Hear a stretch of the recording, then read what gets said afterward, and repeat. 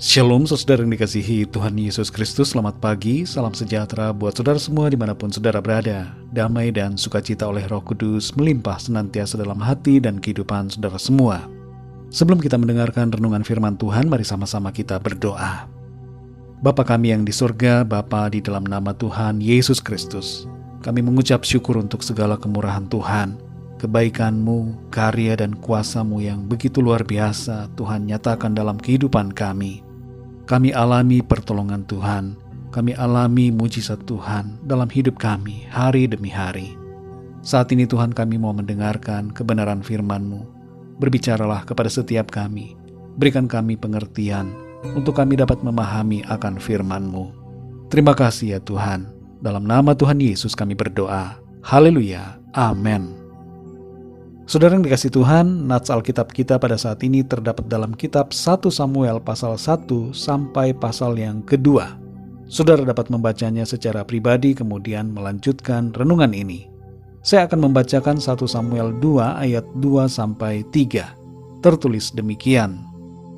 Tidak ada yang kudus seperti Tuhan, sebab tidak ada yang lain kecuali Engkau, dan tidak ada gunung batu seperti Allah kita.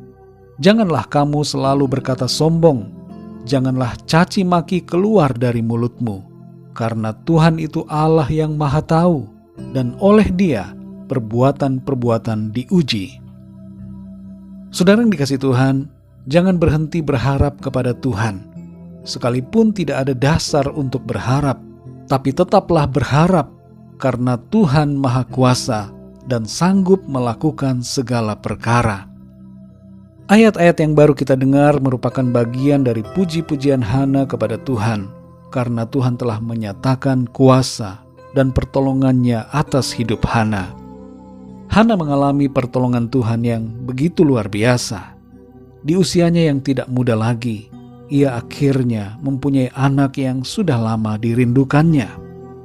Bahkan bukan satu anak saja yang dianugerahkan Tuhan melalui rahimnya, tetapi keseluruhan berjumlah 6 orang anak.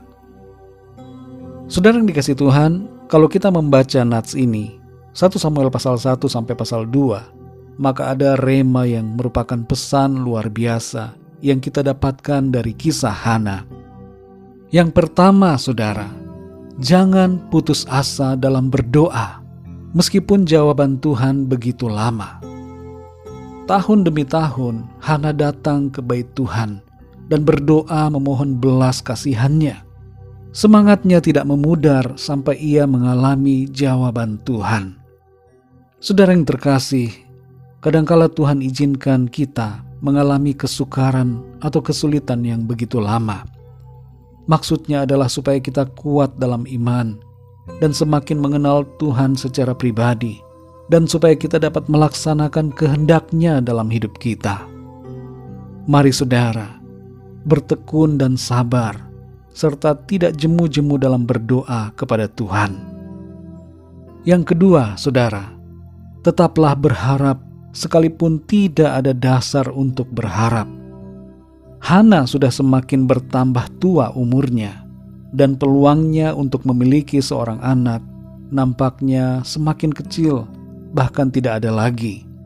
Tapi Hana tetap berharap kepada Tuhan. Saudara yang terkasih, begitu mudahnya seringkali kita kehilangan harapan karena merasa tidak ada peluang dan kemungkinan. Padahal disinilah istimewanya iman kita kepada Tuhan. Iman dan harapan kita tidak dilandaskan pada logika atau peluang, tapi dilandaskan kepada kerja kuasa Tuhan.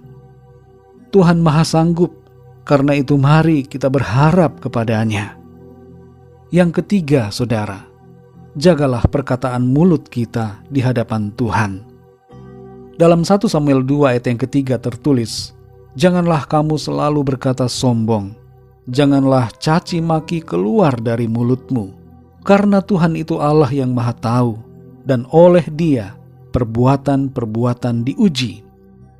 Saudara yang terkasih, ada kecenderungan di saat mengalami kesukaran, mulut kita mengeluarkan caci maki terhadap keadaan, dan bahkan caci maki itu kita tujukan kepada Tuhan. Jangan sampai kita berbuat demikian, saudara. Di sini ada teguran supaya kita tidak sombong, tapi harus merendahkan diri, serta tidak mencaci maki, karena Tuhan itu Maha Tahu. Ucapkanlah syukur dan muliakanlah Tuhan senantiasa. Saudara yang dikasihi Tuhan, mungkin saat ini saudara sudah sedang mengalami pergumulan yang begitu lama. Saudara mengalami berbagai masalah, entah itu masalah keuangan, belum mendapatkan pekerjaan, belum memiliki anak, usaha sedang menurun, dan berbagai masalah lainnya. Ketahuilah saudara, bahwa bila situasi seperti ini terjadi, maka pasti ada maksud Tuhan yang baik untuk menyatakan perkara besar dalam hidup saudara. Tuhan tidak akan tinggal diam. Dia mendengar setiap permohonan doa kita. Mari pandang kepada rencana Tuhan yang jauh lebih besar daripada pergumulan kita saat ini. Tuhan lebih dari sanggup untuk menolong kita. Ia Maha Kuasa, karena itu tetaplah berharap kepada Tuhan. Mari kita berdoa saudara. Bapa kami yang di sorga, Bapa di dalam nama Tuhan Yesus Kristus, kami bersyukur untuk firman-Mu Tuhan, yang mengajar dan mengingatkan kami saat ini, untuk kami selalu berharap kepada-Mu, tidak putus asa, tapi tekun dan sabar dalam menantikan kuasa dan pertolongan Tuhan nyata dalam hidup kami. Engkau Tuhan yang maha sanggup untuk melakukan segala perkara. Kami percaya kepada-Mu Tuhan. Kami mau mengandalkan Tuhan dalam hidup kami. Lewat semua yang terjadi, pergumulan yang kami alami, iman kami semakin bertambah. Kami semakin mengenal Tuhan dan mengalami Tuhan secara pribadi. Terima kasih ya Tuhan untuk firman-Mu. Berbicaralah terus kepada kami Roh Kudus. Tuntun kami supaya kami selalu berada di dalam jalan-jalan kebenaran-Mu Tuhan. Di sepanjang hari ini Tuhan, kami mohon pimpinan-Mu dalam segala aktivitas kami. Berkatilah apa yang kami lakukan, dan biarlah dalam semuanya itu, nama Tuhan senantiasa dipermuliakan. Kami berdoa untuk setiap dari kami yang sedang mengalami pergumulan dan berbagai masalah, agar Tuhan Engkau turun tangan, mengalirkan kuasa-Mu, kesembuhan terjadi, pemulihan terjadi saat ini. Kemenangan dari Tuhan, kami semua alami. Terima kasih Tuhan.